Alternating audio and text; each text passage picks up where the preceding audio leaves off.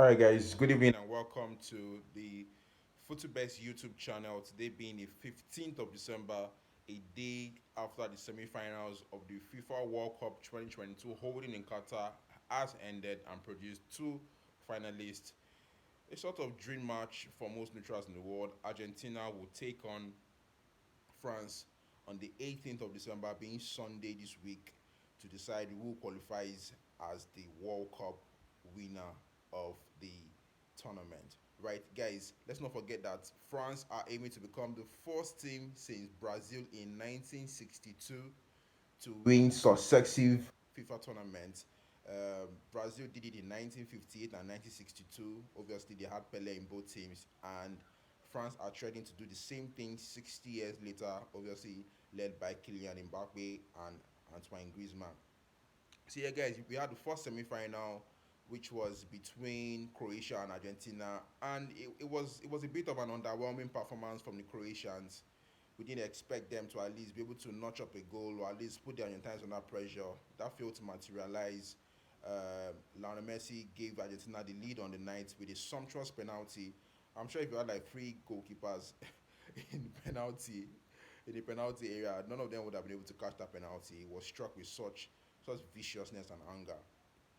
And then Sergio Alvarez had a wonderful run, almost 50 yards run from a Croatian corner kick, and he just ran undisturbed. I would have expected one of those Croatian players to at least have taken him out there in the middle of the run. They failed to do that, and he just basically was past all the challenges. He was a bit lucky in the penalty box, one of the clearances or one of the attempted clearances by the Croatian defender just struck him in the chest and rolled back into his own path. So Alvarez made it 2-0, and then in the second half, Messi just went on one of those his amazing runs, right? It was a throwback to when he was 25, 26 years old, you know, when he would make one of those amazing runs and just blew everyone apart. And this time around, it was Vardiol, right, the center back partner to Dejan Lovren. There, he was just blown apart by Messi's space and skill.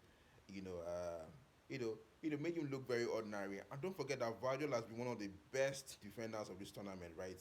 A slaloming run there from Messi, jinking past him one or two times, dropping a shoulder, getting to the penalty box, and then finding Alvarez who slotted it to make it 3-0. And from then on, Argentina just basically managed the game, um, and booked their passage into the final on Sunday. In the other one, France versus Morocco. Of course, we're rooting for Morocco, being that we're Africans, and then it took about 5 minutes for France to open the scoring in that game.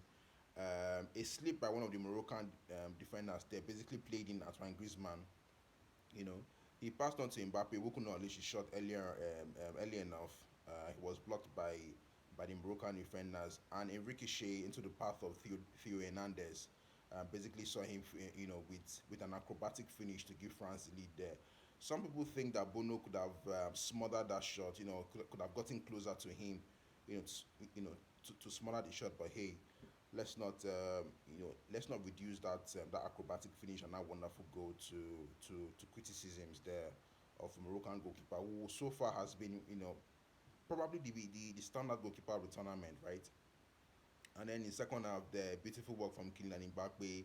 Obviously, he took a shot in the box, ricocheting to the path of Kolo Muani, who just basically had an empty net to tap in. Morocco were not helped by Romain Saiss coming off early on in the second.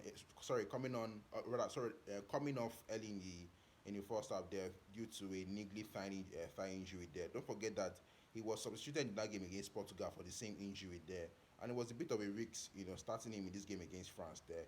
A bit of an unfortunate one there because they did you know require all the experience of Romain Saiss there, to be able to put Olivier Giroud and Mbappe in their pockets on the day. But hey, there's nothing to be ashamed for Morocco. They have done the continent proud. They now have a chance to finish third, in the third place playoff. I think on Saturday. So we wish them the best. I hope that they field their best 11 there, including the guys who haven't had a kick of the football since the tournament started there. I do hope that they finish third against Croatia there. I'm sure they can do it. Obviously, they played Croatia in the group stages. It was actually their first game on this World Cup. They played them 0-0 in that one there. So all our best wishes to Morocco. In the final, Argentina versus France. Um, Messi finally has a date with destiny. He has a chance to secure his immortality in football, and he's got a monstrous team in France, standing between him and immortality. There, the French will go into that game as favourites. There's no doubt about that. But again, Argentina have proven that they know how to negotiate finals. This time, or rather, I would say last year in the Copa America final, Brazil were the favorites. Argentina clinched that one 1-0. In this summer, they played the super, you know, the super final between the Copa American champions and the European champions. They beat Italy, I think it was 2 or 3-0 there. So I'm not going to call that game. I feel that game is going to be an under 2.5. I don't think it's going to be a high scoring game. It's going to be a very cagey affair. A cagey affair would suit Argentina the most, in that they can get the first goal, and then in that they can get the first goal and then just lock up and then shut the back door and then throw away the key. So it's a fitting end to 3 weeks or 4 weeks of beautiful football, and it is going to come to a head when Argentina take on France. I'm not going to make any predictions for that one. May the best team win. I know that the world is really messy on to win this World Cup and finally secure his place, in football as the greatest of all time. I do wish him all the best, but Kylian Mbappe will definitely have a say in that game.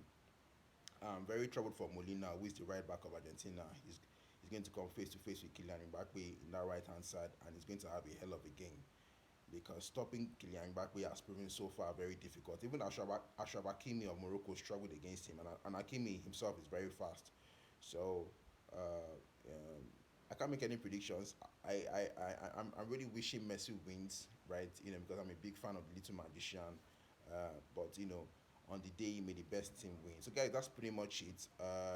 Don't forget to subscribe to the channel, like this video, and turn on notifications because we'll be releasing videos like this. After Sunday's final, I think on the 20th of November, you have the big clash between Liverpool and Manchester City at the Etihad Stadium. It's the fifth round of the Carabao Cup. So guys, stay tuned for that. I will have a video on Monday or Tuesday previewing the games in the Carabao Cup and other games across Europe. So guys, pretty much it. Stay safe, stay sane. We'll have more footy bets after the World Cup final. Thank you.